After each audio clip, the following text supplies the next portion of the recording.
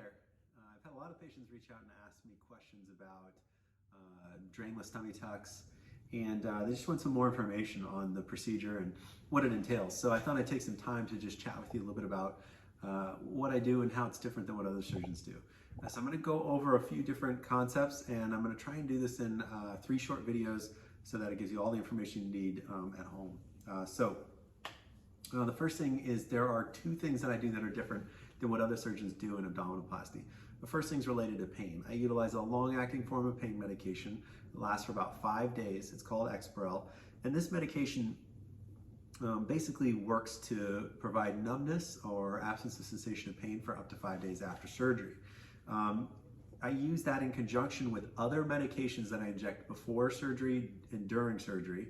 And then I inject it in a special way when all the nerves are exposed and everything's open in order to basically give you the best possible experience with regards to pain.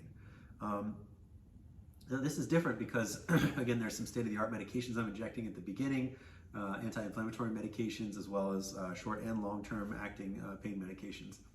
And anti-inflammatory medications as well.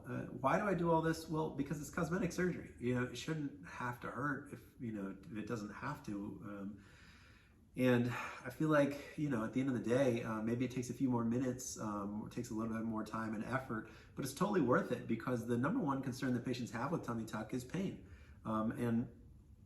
If you look at the patients that I've done, the outcomes and the pain, what you realize is it's quite different than what other surgeons are doing. So a lot of patients hear all this and they say, oh my gosh, sounds too good to be true. And I would say, well, it does sound too good to be true, but if you check out my Instagram, there's tons of videos of women the night of, a day later, 3 days out, 1 week out, 2 weeks out, 3 months out, all saying the same thing, that number one, their pain was exceedingly low, and number two, that they didn't believe that it could actually be that way. So these videos will help you to really believe the story that I'm telling you about pain control.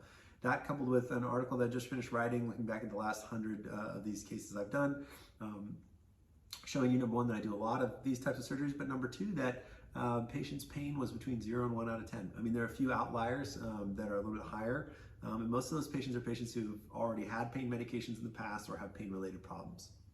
So this is the first way that what I do is different. And I think it's important because it shows that I care about the patient experience, that I care about pain, and that I want to prevent it in my surgery. Next up, I'm going to talk to you a little bit about the surgical procedure itself and how what I do on the inside is different than what other surgeons do.